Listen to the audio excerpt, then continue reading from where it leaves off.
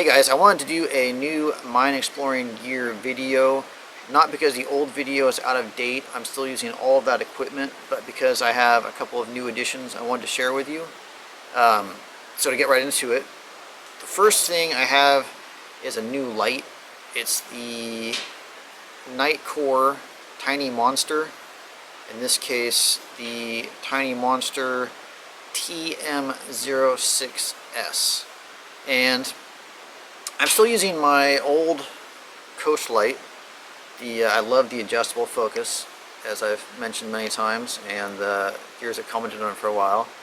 Great light, rechargeable, never had any issues with it whatsoever. This is the Coast HP10R, and I still stand by this one. The thing with this one though is it's 1050 lumens, and most of the time that's fine. This is the light I use the majority of the time, but there have been some situations where the 1000 lumens didn't quite cut it.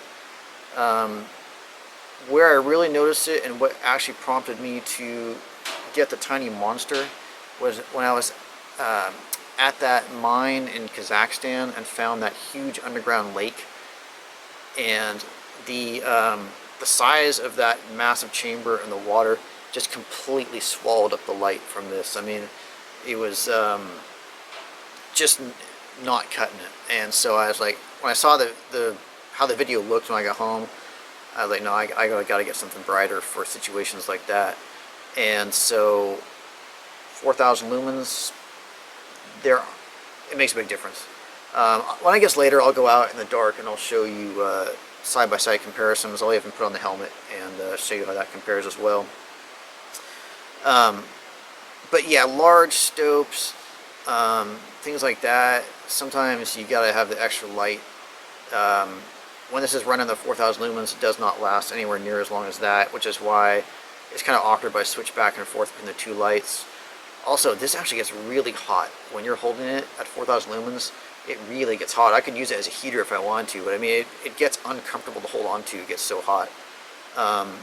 And it would actually start cycling down if I were to let it run for a while at the 4000. So again, it's something I use kind of sparingly when I need to. Otherwise, I've got it tucked away within easy reach, but primarily using the Coast light. Another situation where I'll use this one is sometimes the rock inside of a mine will be very dark, and that's another situation where the 1000 lumens from the Coast, they really don't quite cut it, and so to really light things up, I'll use this for a while. The recent 16:1 mine series I did, I used this a few times with long passageways where there was a lot of dark rock, such as when we were riding on the mine train. This worked out quite well. So yes, I have tested all these things. Everything I'm talking about, I have tested out and made sure it worked before I would recommend it to you guys. So I definitely endorse this. It's about the size of a Red Bull can, as you can see in my hand. I definitely endorse it, and it has served me well. So that's item one. I just realized I was doing this is that a lot of the things I get are because something bugs me. With the case of the Nitecore light, it bugged me that some of the videos are a little bit too dark, so that's why I got this. Another problem that bugs me is wind noise, especially in Nevada. You can be up on top of some mountain and the wind will just be screaming up over it with no trees or anything to block it. So I picked up this microphone. It's a Sony microphone. It's the Sony stereo microphone, excuse me, ECM-XYST1M, ECM Echo Charlie Mike. This right here blocks the wind noise and comes off, and you can see there's a directional microphone right there. I keep it on that just because it picks up more of the ambient sounds. This would be more for interviewing somebody. But this, when you put this over it, goodbye wind noise. And so I've seen this in a few videos, and it really does work. I was a little skeptical at first, but it does work. And then it's got the little hot shoe right there, and just pop it in the top of the camera and good to go. It throws off the stabilizer a bit because it's top heavy, and so the battery on the stabilizer doesn't last as long, but I can use this outside. And actually another situation where it's an issue is underground. The microphone on the camera that's filming right now is just open on the top, and so water drips. And mines are so wet, they're just dripping all the time. Water will drip in there, completely destroy the audio. I had a really good video I shot recently where towards the end some water dripped in, wrecked the audio. I'm gonna have to dub it in later. And this doesn't have that issue either because the microphone is pointing that way, and also this protects it from the drops of water. Because everything's gonna go wrong inside of mine. You know, it's just almost impossible to keep the water out of the microphone most of the time. So for wind noise and for preventing water in the microphone, this has worked out quite well. There's only one issue with this that I discovered the hard way, and you see on the side here, it says norm right there, and I think it says low cut or something like that. Well, you want it to be on norm for it to work normally. If it's on low cut, like that, it doesn't work. You have to have a wire running into it or something like that. It won't work. It doesn't pick up any sound if you have it on low cut. And when you're carrying this in a backpack or something in Nevada, it's very easy to bump that into low cut, as I found out the hard way and got home and had no audio on several outdoor scenes I'd filmed in videos. So I'm gonna have to dub that in later as well, unfortunately, as you'll see in future videos. But as long as you are smart enough to keep it on norm, as I was not, I'm afraid, it'll work like a champ. I haven't had any issues with it, and something I stand by as well. The last thing I want to show off to you guys is I got a pair of Viberg boots, and I actually got a brand new pair of mine exploring boots about the middle of last season, and they were completely destroyed by the beginning of this season. I had to throw them out. I went on maybe 1 or 2 trips at the beginning of this season. They're done, just completely thrashed. And they weren't cheap. I paid about $150 for them, and that's not going to cut it. I can't be dropping 150 grand. They weren't that much. $150 on new boots every season. That's ridiculous. Not to mention the pain in the ass having to work around the things that are wrong with them. So the Vibergs weren't cheap. They cost me a bit more, but these should last me a lifetime.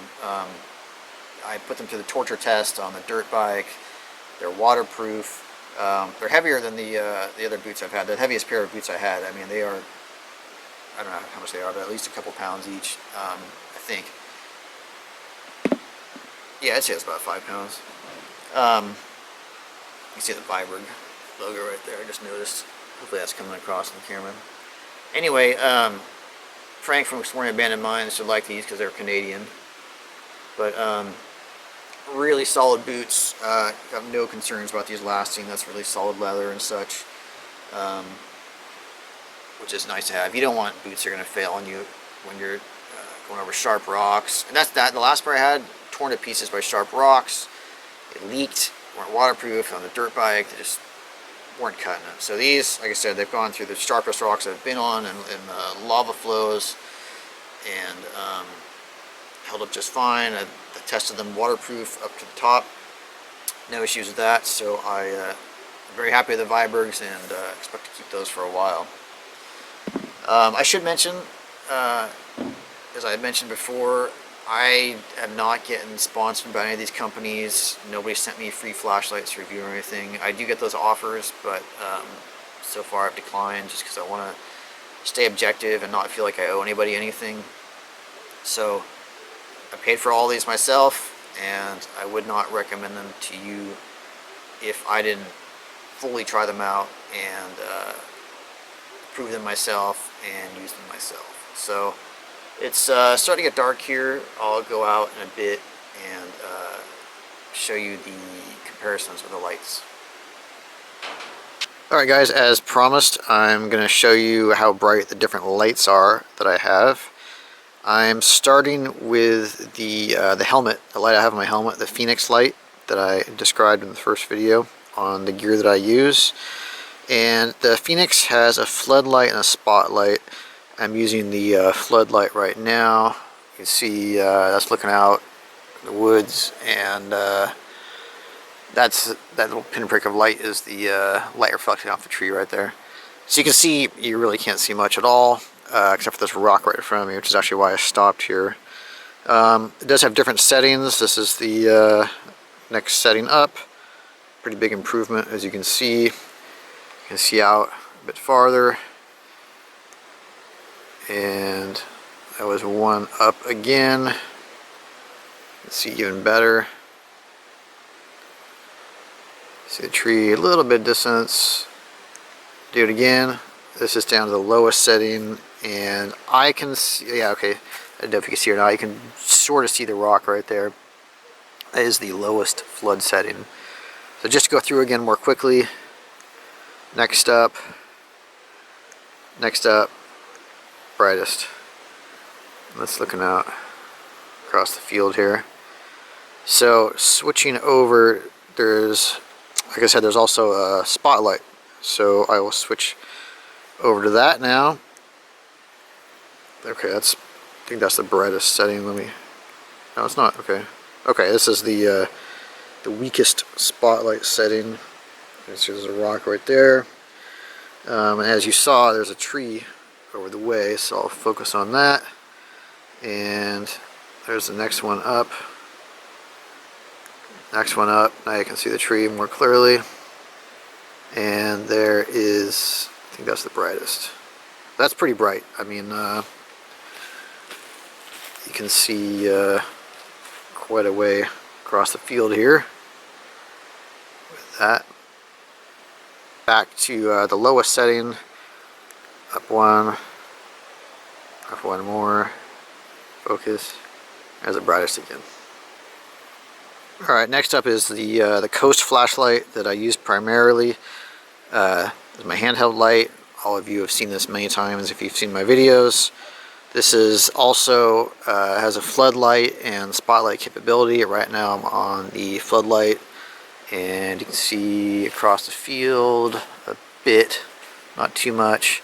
And then of course this focuses down to a spotlight. And this and the brightest setting of the helmet are both around 1,000 lumens, so that's probably why they look similar. This cycles down to strobe, as you can see, and also to a lesser setting. I forget how many lumens this is, but if you want to save battery life but still see, you can drop it down to this one. And then this of course turns into flood as well. Obviously you can't see as much. Go back to that rock as a reference point. So there's the rock, and that's the rock on the brightest setting. The camera is adjusting, the light mirror in the camera is adjusting a bit to the brightness, but trust me, that's much, much brighter. You probably see when you look out like this. There's that. Alright, I'm doing all the lights I use. So here I am. This is a glow stick. I would use these as an emergency backup light if my other 2 or 3 lights fail. Sometimes you can always use these to illuminate a shaft or something that you're not sure how deep it is. You can toss one of these down there and get a sense of what you're dealing with. Obviously not bright at all, especially on the camera. Put it on the rock right here. You can just sort of faintly see the rock there. Again, it doesn't do much for the camera, but it would be enough for me to get out of an abandoned mine if I was in the situation where I lost all my lights. I mean, it's more than a candle. You can't see on the camera, I'm afraid, how it's lighting up the ground a bit in front of me, but it is lighting up the ground a little bit in front of me. It would be enough to slowly make your way out. It wouldn't be easy, but it would be enough to get out. So that's that. Now I'll do the big one. Alright, the Nitecore only does a spotlight, and this is the lowest setting. The spotlight, running at this level would probably last forever. However, I very rarely use this setting. I normally go to a much brighter setting, as I described. That's the next one up. See that tree over there we've used as a reference before. The field there. Kick it up again. That is the next one up. This is almost as bright, but not quite as the max lumens on the Fenix headlamp or in the Coast handheld light. Kick it up again. Now you can see we're starting to get some light. See the field here pretty richly now. Go again. This is what I'm talking about. This is why it's nice to have this light, because it just lights all this up. And you know, those trees over there, probably 150, 175 feet away. So obviously in a dark abandoned mine, this does good things to light it up. And when I say 175 feet or so, I'm talking about that tree right there. Those beyond are much farther, and they're still getting lit up. So it's a good light. It's a good light. And then cycles back down to the lowest setting, which you can just faintly see right there. And I'll cycle through more quickly so you can get a sense of the difference. Next one up. Next. Next. Next. Down again. So it's a bright light.